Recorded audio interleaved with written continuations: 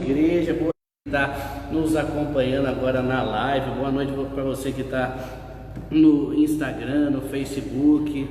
Nós temos uma mensagem, uma palavra do Senhor para você, uma mensagem de esperança para o seu coração. Hoje nós começamos uma série de 40 dias.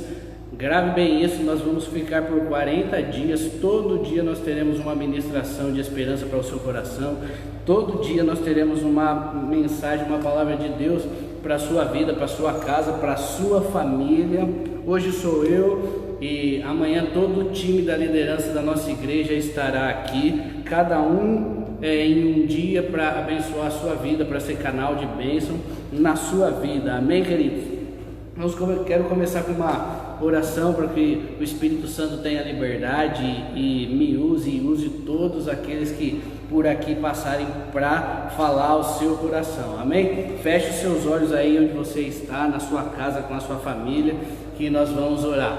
Jesus, muito obrigado porque o Senhor é bom, muito obrigado porque essa verdade, a verdade da tua bondade é imutável, todas as outras coisas são mutáveis, mas a tua bondade é imutável. Espírito Santo, tu tens a liberdade em tudo que eu disser, tu tens a liberdade em todo esse tempo que nós estivermos ministrando a tua palavra. Toma o lugar de honra nesse lugar, em nome de Jesus, amém e amém. Queridos, nós vamos estar falando hoje uma mensagem de esperança, uma mensagem que eu quero passar para o seu coração, a mensagem que eu quero falar com você hoje se chama A Esperança Vence o Medo. E onde a gente vai se pautar é no texto de 1 João, capítulo 4, versículo 18. Quero dar um tempo para você achar aí onde você estiver. Pegue sua Bíblia, pegue no seu celular a Bíblia e abra em 1 João, capítulo 4, e o versículo 18. 1 João, capítulo 4, verso 18 diz assim: no amor não há temor, antes o perfeito amor lança fora o temor, porque o temor tem consigo a pena, e o que teme não é perfeito em amor. O medo, que muitas vezes a gente chama de prudência, que nos leva a um estado de choque, de pânico e a incapacidade de tomar atitudes serenas e ponderadas. Já parou para pensar por que a gente tem medo? Já parou para pensar no motivo pelo qual nos leva a temer? Nós vamos falar um pouco sobre isso na ministração. O medo é um sentimento natural do ser humano, e ao longo da história bíblica vemos grandes heróis da fé cometerem erros básicos porque em um momento tiveram erro. Vamos falar sobre algumas pessoas que tiveram medo em algum momento da sua vida, que a Bíblia nos diz. Por exemplo, Abraão mentiu porque teve medo de ser morto. Elias fugiu por medo de Jezabel. Jó disse: o que eu mais temia me aconteceu. Pedro mentiu sobre o seu relacionamento com Jesus, traiu Jesus por medo de morrer, por medo dos judeus. Davi fugiu de Jerusalém por medo de seu filho Absalão. E até mesmo Jesus, por um momento, sofreu terror em sua alma. Quando ele estava no Getsemane, ele disse: Pai, se for possível, passa de mim esse cálice. O interessante é a gente pensar a respeito por que nós tememos. Nós precisamos, eu acredito que nós precisamos pensar sobre o que nós pensamos, pensar sobre os pensamentos que nós temos. E se a gente parar para analisar aquilo que nós tememos na verdade porque não conhecemos. O medo tem lugar na nossa vida toda vez que nós não conhecemos o que vai acontecer. Toda vez que nós não conhecemos algo, nós, em primeiro lugar, nós tememos. Oséias vai dizer que o povo de Deus, o povo dele, que era povo de Deus, não eram os ímpios, não era o povo de Deus, estava perecendo porque faltava conhecimento. Agora, interessante, se nós pararmos para analisar que Se nós tememos, é porque nós não conhecemos o que está por vir. Nós precisamos analisar também que Deus, na sua soberania, sabe o que está por vir. Deus conhece, Deus é eterno, Ele conhece o passado, o presente e o futuro. E interessante que a Bíblia nos diz que Deus quer contar os segredos dele para nós. Eu quero que você abra a sua Bíblia comigo, por favor, em Salmos número 25, e nós vamos ver para quem Deus deseja contar os seus segredos. Abra comigo sua Bíblia em Salmos número 25. Salmo 25 e o versículo 12. Salmo 25 e o verso 12 diz assim: quem é o homem que teme ao Senhor?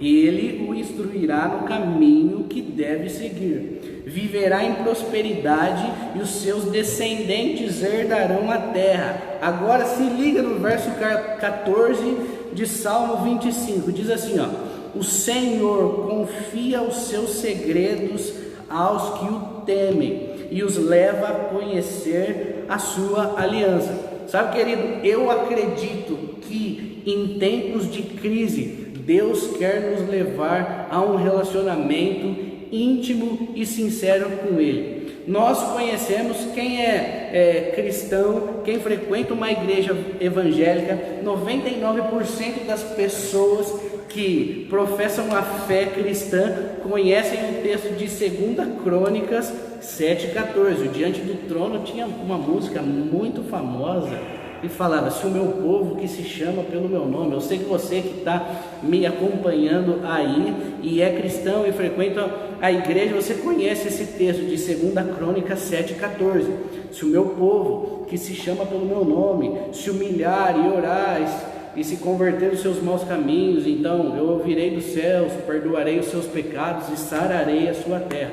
E nós, como igreja, nós falamos repetidamente esse texto, citamos ele em várias oportunidades, mais do que a gente não para analisar e não paramos para ler que o versículo 14 de 2 Crônicas 7 é simplesmente a continuação do versículo 13. Eu quero que você abra sua Bíblia comigo em 2 Crônicas, capítulo 7 e o verso 13, para nós entendermos o que Deus está falando quando Ele fala essa passagem. Quando nessa passagem Ele disse: o meu povo que se chama pelo meu nome se humilhar e orar e se converter dos seus maus caminhos. Abra sua Bíblia comigo em 2 Crônicas, capítulo 7 e o verso 13.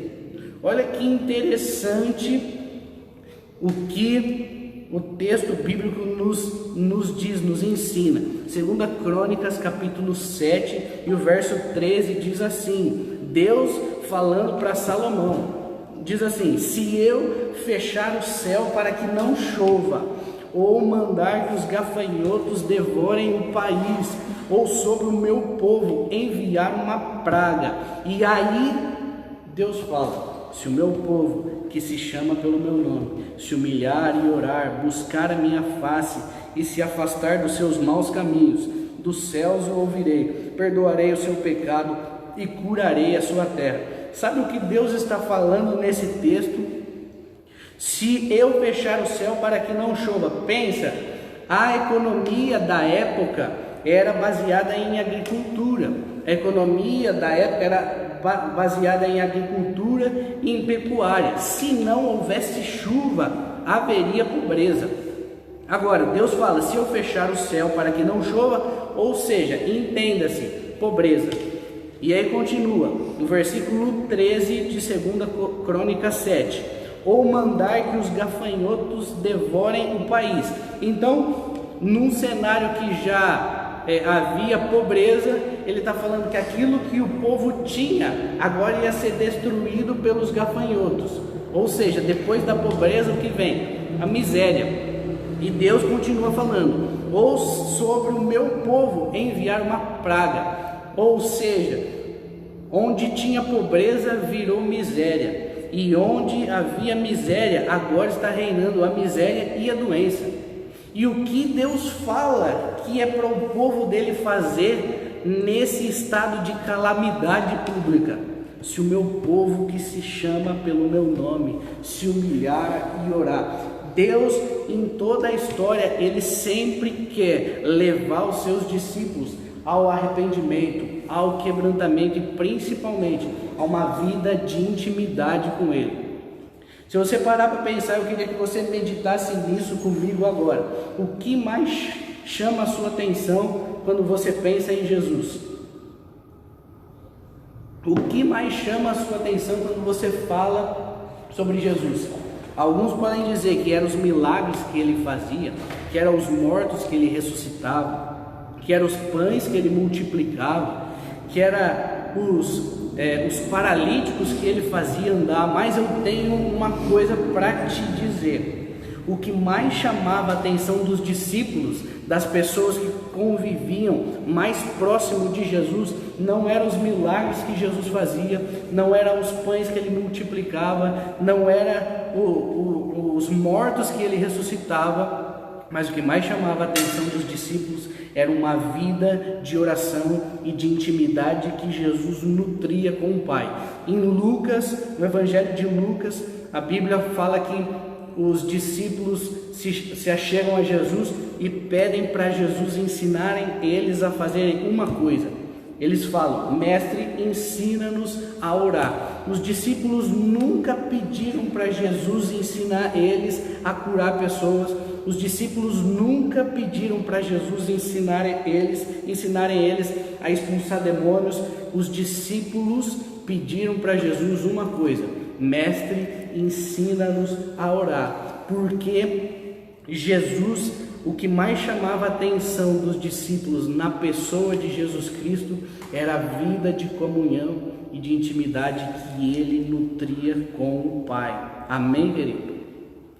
Eu acredito que em tempos de crise, segundo o que a Bíblia nos mostra, que acabamos de ler em 2 Crônicas 7, versículo 13 e 14, em tempos de crise, em tempos de calamidade pública, em tempos de coronavírus, o que Deus quer é que o povo dele se ajunte a ele, se achegue a ele. Tiago nos diz: achegai-vos a Deus e ele se achegará a vós. Então, voltando a falar, por que nós tememos? Onde está a raiz do nosso medo? Na maioria das vezes, nós podemos dizer que em 100% das ocasiões, nós tememos porque nós não conhecemos o que está por vir. E o interessante é que Deus quer nos revelar. Nós lemos em Salmo número 25, versículo 14, que aquele que teme ao Senhor, o Senhor lhe contaria os seus segredos. E interessante é o que a Bíblia diz em Gênesis capítulo 19 e o versículo 17. Abre lá comigo, por favor, em Gênesis capítulo 19 e o versículo 17, ou melhor, Gênesis capítulo 18 e o versículo 17. Abra sua Bíblia comigo, por favor, texto de Gênesis capítulo 18 e o versículo 17. Deus quer nos contar os segredos dele. Deus não quer esconder do seu povo o que ele está fazendo.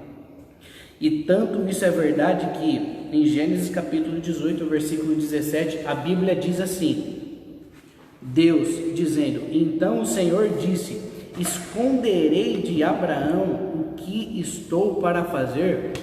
Pensa, querido, Deus está dizendo que ele, tudo que ele tinha para fazer, aquilo que estava por vir, aquilo que ele queria revelar, ele não esconderia de Abraão. Agora, por que ele não esconderia de Abraão?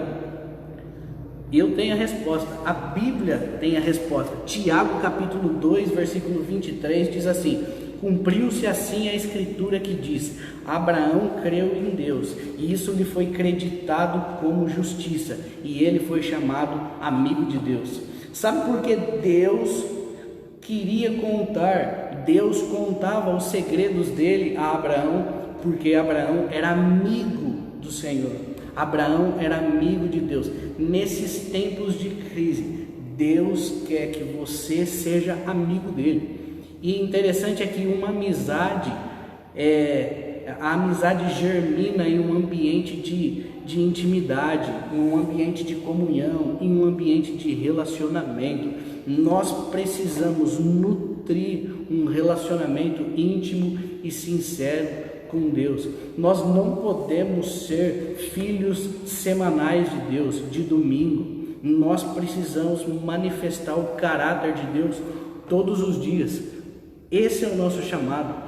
Deus tem um propósito para você, Deus tem um propósito para mim, e o propósito que Deus tem para nós é que nós sejamos conforme a imagem de seu Filho. Está em Romanos capítulo 8 e verso 28. Então, querido, não tema, porque Deus é bom e a bondade de Deus é imutável. Todas as outras coisas são mutáveis, mas a bondade de Deus é imutável. Deus não quer ter segredos com o seu povo, Ele quer se revelar ao seu povo. A Bíblia diz claramente: buscar-me-eis e me encontrareis quando me buscardes de todo o coração.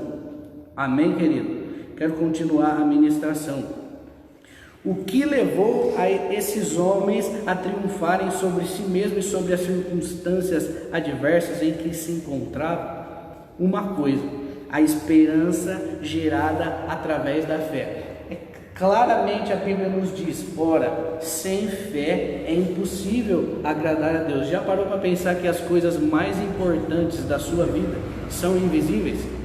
Você pode viver alguns dias sem o alimento sólido que você está vendo, mas você não consegue viver 5 minutos sem o ar que você não vê. As coisas mais importantes da vida são invisíveis. E o que é a fé? A fé é a certeza daquilo que não se vê, é a prova daquilo que não se vê, mas se espera. Você espera no Senhor, amém? Eu espero no Senhor. Nós cremos que essa realidade momentânea vai passar, é mutável, mas a bondade de Deus é imutável. João diz que o medo traz consigo mesmo a pena, o castigo e as consequências. Isto porque no medo não há raciocínio lógico. Toda vez que nós estamos em pânico, toda vez que nós estamos com medo, nós não conseguimos raciocinar. O que prevalece é o efeito boiada, nos nossos dias extremamente potencializado pelas mídias sociais. Então a gente começa a ver um monte de fake news e começa a se apavorar, e meu Deus do céu, o que é que vai acontecer? Calma, relaxa. Paulo diz que a nossa palavra tem que ser temperada com sal. Nós precisamos ser equilibrados. Jesus é o perfeito exemplo de equilíbrio. Amém, querido? O problema existe? Sim, claro que existe. Qual é o tamanho dele? Ninguém sabe. Se ninguém sabe o tamanho certo do problema, nós precisamos estar alicerçados no caráter de Deus e não no problema. Por quê? O medo faz com que nós venhamos comparar o problema com nós mesmos.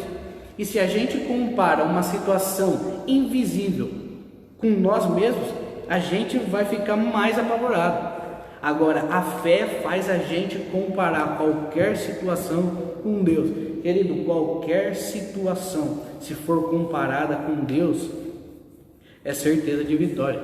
Esse que é o lance. A fé é a vitória anunciada antes do tempo. A fé é a certeza daquilo que nós esperamos. Ninguém sabe ao certo, por mais que julgue informado, ninguém sabe ao certo o tamanho do problema. Por mais que você acompanhe todas as notícias, ainda mais no mundo que nós vivemos agora, o tanto de fake news que existe. Então, qual é a postura adequada? Prudência, serenidade, obediência, tanto às autoridades civis, às eclesiásticas e, sobretudo, esperança. Tenha esperança. A nossa esperança deve estar alicerçada em quem Deus é. A Bíblia nos diz, Paulo dizendo: eu sei em quem eu tenho crido. Jó disse uma vez: ainda que ele me mate, eu morro esperando nele. porque a nossa fé, a nossa esperança está alicerçada no caráter imutável de Deus. Amém? Esperança em Deus gerada pela oração, pela leitura bíblica, pelo jejum de quebrantamento. Foi isso que fizeram os nossos pais quando no passado se viram em dificuldades e triunfaram. Deus sempre quer levar o seu povo a um relacionamento íntimo e sincero com Ele. Esse é o plano de Deus. Atos 17 vai falar que de um só Deus fez todos os homens, para que buscassem a Deus, a fim de que tateando pudessem achá-lo. Deus espera que nós possamos nutrir um relacionamento tão íntimo e tão sincero com Ele, que a presença dele seja palpável. Amém, querido?